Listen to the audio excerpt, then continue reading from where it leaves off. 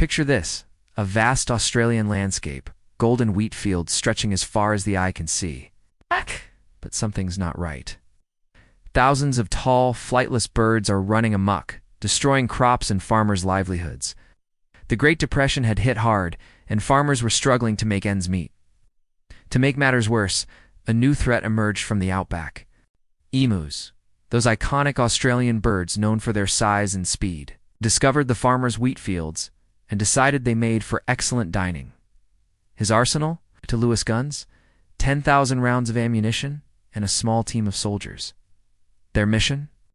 To cull the emu population and save the wheat crops? It sounded simple enough on paper, but the birds had other plans.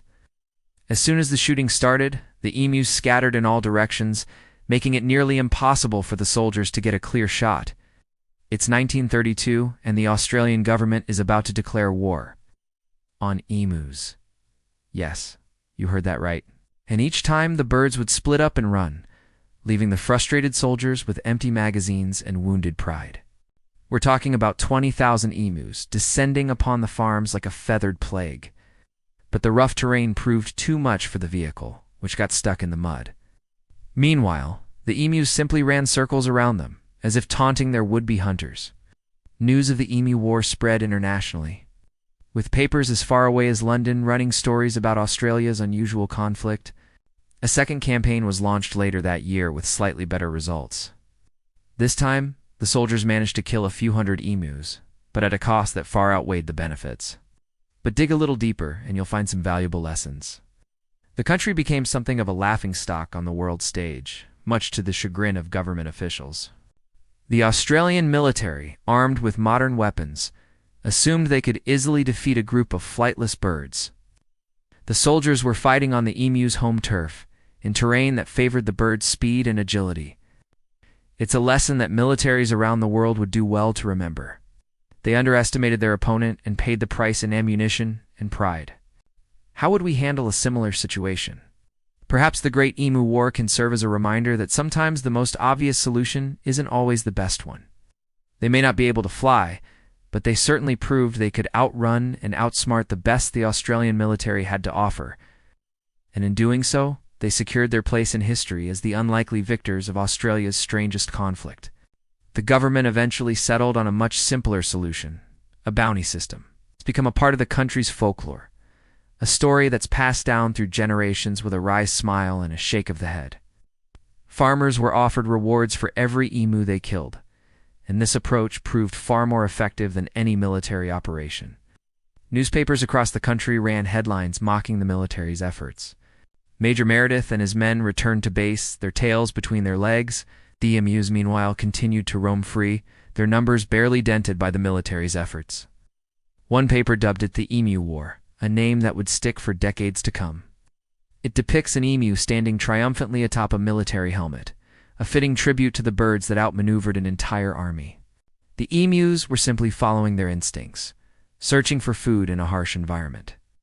The attempt to solve the problem through force not only failed, but also caused unnecessary suffering. Political cartoonists had a wealth of material, depicting emus outsmarting bumbling soldiers or sitting in military strategy meetings. Not only could he help the farmers, but he could also give his soldiers some real-world target practice. The tally. 2,500 rounds of ammunition expended, and only a handful of emus confirmed dead. The birds, it seemed, were winning the war. It was a win-win situation, or so he thought. And thus, Operation Emu was born. The farmers, already battling drought and economic hardship, were at their wits' end. They turned to the government for help, and that's when things took a turn for the absurd. Standing up to 6.2 feet tall, and capable of running at speeds of 31 miles per hour. These birds are nature's own version of a tank. They're also surprisingly intelligent and have an uncanny ability to dodge bullets. As one journalist who witnessed the war put it, the emus have proved that they are not so stupid as they are usually considered to be. This is the story of how a nation, armed with machine guns and military tactics, was outmaneuvered by a bunch of oversized birds. Welcome to the Great Emu War, Australia's most bizarre and embarrassing military campaign. In the early 1930s, Western Australia was facing a crisis. These weren't just a few stray birds causing minor damage. The Minister of Defense at the time, Sir George Pearce, saw an opportunity. Major G.P.W. Meredith of the 7th Heavy Battery of the Royal Australian Artillery was put in charge of the operation. But here's the thing about emus. They're not your average bird. The campaign kicked off on November 2nd, 1932. Major Meredith and his men set up their first ambush, expecting to mow down the emus with ease. Day after day, the pattern repeated. The soldiers would spot a group of emus, set up their guns, and open fire. In one particularly embarrassing incident, the soldiers mounted a machine gun on a truck, hoping to chase down the emus. After 6 days of this farcical warfare, Major Meredith reported back to his superiors. The Australian media had a field day with the story. But it wasn't just the Australian press that found humor in the situation. Faced with mounting criticism and dwindling ammunition, the government called off the operation after just a few weeks. But the story doesn't end there. The farmers, still desperate for a solution, convinced the government to try again. In the end, it was neither guns nor soldiers that solved the emu problem. So why does the Great Emu War matter? On the surface, it's a humorous anecdote, a quirky footnote in Australia's history. First, it's a reminder of the dangers of overconfidence. Second, the Emu War highlights the importance of understanding your environment. Finally, the Great Emu War serves as a cautionary tale about the unintended consequences of human intervention in nature. Today, the Great Emu War is remembered with a mix of embarrassment and amusement in Australia.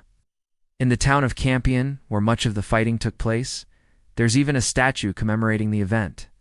As we look back on this bizarre chapter in history, it's worth asking, what would we do differently today? So the next time you see an emu at a zoo or wildlife park, take a moment to appreciate these remarkable birds.